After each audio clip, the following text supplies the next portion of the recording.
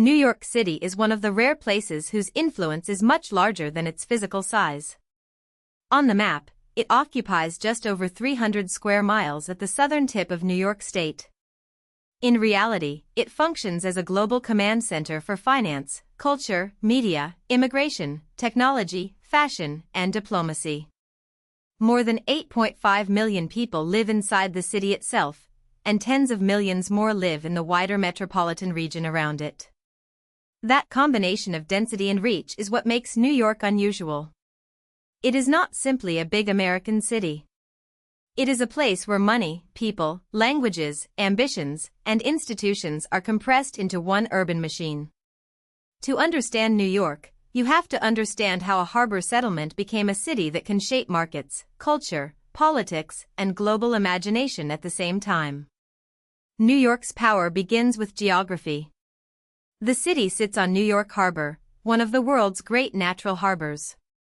Before skyscrapers and stock exchanges, this location gave the area a practical advantage. Ships could arrive, goods could move, and people could enter the continent through a protected maritime gateway. Harbors helped build many of history's most important cities because they connected local economies to global trade routes. New York benefited from exactly that. Its position at the edge of the Atlantic made it a natural point of exchange between North America and the wider world. This geography helped the settlement grow from a trading post into a commercial hub. The city's later success in finance, immigration, and logistics did not appear out of nowhere. It was built on a simple but powerful fact: New York was very well placed to receive the world. The city is made up of 5 boroughs: Manhattan, Brooklyn, Queens, the Bronx, and Staten Island. Each borough is also a county, but more importantly, each one represents a different version of New York. Manhattan is the symbol most people recognize: dense towers, Wall Street, luxury shopping, media offices, and iconic landmarks. Brooklyn has become a cultural force with its own global identity. Queens is one of the most diverse urban places on Earth, shaped by immigration and neighborhood variety. The Bronx carries deep importance in music, working-class history, and city identity. Staten Island adds a more residential and maritime character. New York's strength comes from the fact that it is not one single urban personality. It is a collection of very different places tied together under one city government, one transit system, and one global reputation. Population density is one of the defining facts of New York life. With more than 8.5 million residents in 2025, New York is the most populous city in the United States and the most densely populated major city in the country. It has more than double the population of Los Angeles, even though the lived experience of the two cities is completely different. In New York, people are constantly near one another, in apartment buildings, subway cars, elevators, offices, sidewalks, parks, restaurants, and stores. This closeness creates stress, noise, competition, and high costs. But it also creates opportunity. Dense cities allow ideas, talent, customers, employers, investors, and institutions to collide more often. That is why New York can feel exhausting and productive at the same time. Its pressure is part of its engine. The wider New York region is even more important than the city boundary suggests. Over 20 million people live in the New York Metropolitan Statistical Area, and more than 23 million live in the Combined Statistical Area. This makes it the largest metropolitan region in the United States by population and urban area. The daily economy of New York depends on this wider web. Workers commute from suburbs and nearby states. Airports, rail lines, highways, ports, hospitals, universities, and corporate offices operate across a huge regional system. The visible city is the core, but the metropolitan area is the machine around it. This is why New York's influence cannot be measured only by its 5 boroughs. Its labor market, consumer base, infrastructure, and political weight extend across one of the most important urban regions in the world. New York's history shows how often control of the city meant access to trade and power. Before European settlement, Manhattan Island was inhabited by Muncie-speaking Lenape people. In the early 17th century, Dutch colonists established Fort Amsterdam as a trading center, and the settlement became New Amsterdam. It was chartered as a city in 1653. In 1664, the English took control and renamed it New York after the Duke of York. Later, after American independence, the city served as the national capital of the United States from 1785 to 1790. These early chapters matter because they reveal a pattern that continued for centuries. New York was never just a local settlement. It was a contested gateway, a commercial prize, and a strategic point where political authority and economic opportunity overlapped. The modern city took its current shape in 1898, when the 5 boroughs were consolidated into one municipal entity. That moment transformed New York's scale. Before consolidation, places like Brooklyn and Manhattan had separate local identities and governments. Bringing them together created a city with far greater population, territory, infrastructure demands, and political influence. But consolidation did not erase local identity. In fact, borough pride remains one of the strongest features of New York life.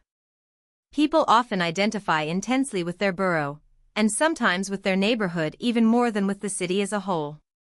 This is one of New York's central contradictions. It functions as a single global city, but it is experienced as many local worlds. The 1898 consolidation gave New York the scale of a megacity while preserving the texture of distinct communities. New York's economy is enormous because it sits at the center of global finance. Wall Street, in Manhattan's financial district, is not only a street name, it is shorthand for capital markets, investment, banking, risk, and corporate power. The city is home to the New York Stock Exchange and Nasdaq, the 2 largest stock exchanges in the world by market capitalization of listed companies. That means New York helps organize the value of some of the biggest companies on Earth. In 2024, the New York metropolitan area had a gross metropolitan product of more than $2.44 trillion, making it the largest metropolitan economy in the world. Its economy is larger than all but a small number of countries. When people call New York economically powerful, they are not exaggerating. It is a city whose financial system reaches into global business, retirement funds, startups, governments, and households worldwide. But money alone does not explain New York's influence.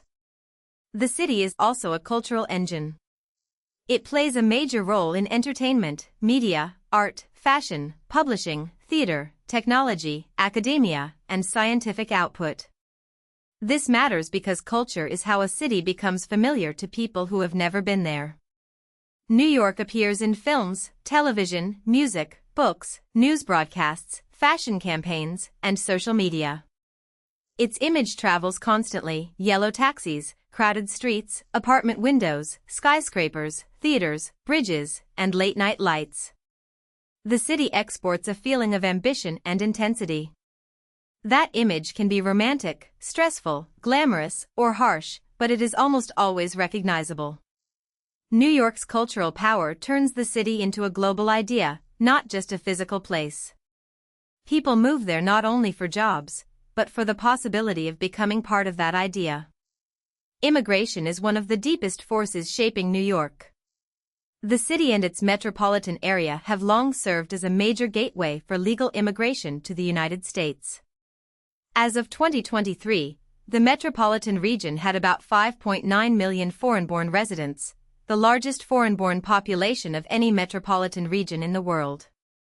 Inside the city, an estimated 800 languages are spoken, making New York the most linguistically diverse city on Earth. This diversity is not just a statistic.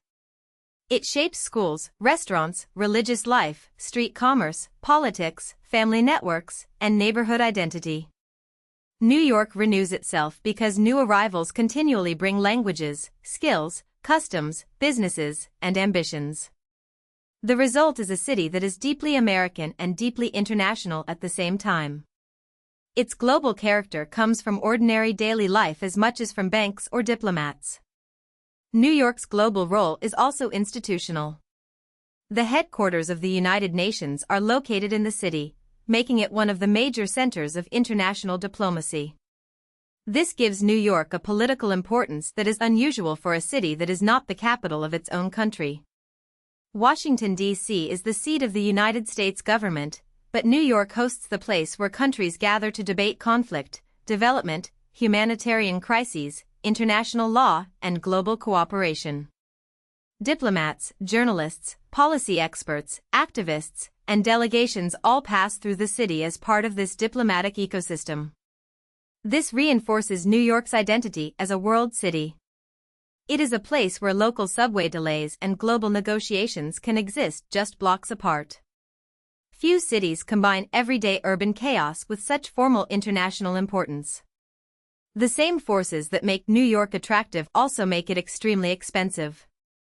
As of 2025, it is considered the most expensive city in the world for expatriates and has the highest residential rents of any American city by a wide margin.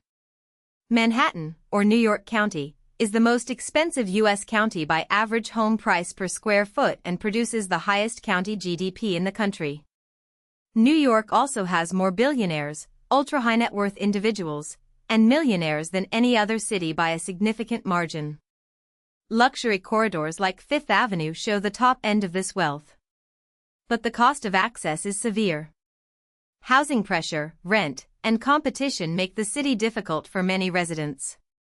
New York offers opportunity, but often prices that opportunity aggressively. Its wealth is real, but so is the strain created by that wealth. New York is full of contradictions, and those contradictions are part of why it matters. It has a 24/7 rapid transit system, yet it also leads the world in urban automobile traffic congestion. It is one of the richest cities on earth, but also one where the cost of living creates constant pressure. It is intensely local, with neighborhood identities that can change from block to block, yet it is also one of the most global places ever built. It is historic, but never feels finished. The harbor, the 5 boroughs, immigration, finance, culture, diplomacy, density, and ambition all reinforce one another. That is why New York feels larger than its land area and louder than its population number. It is not powerful because of one landmark or industry. It is powerful because so many systems meet there at once, and the world keeps flowing through it. If you found this helpful, please like this video and subscribe for more explainers.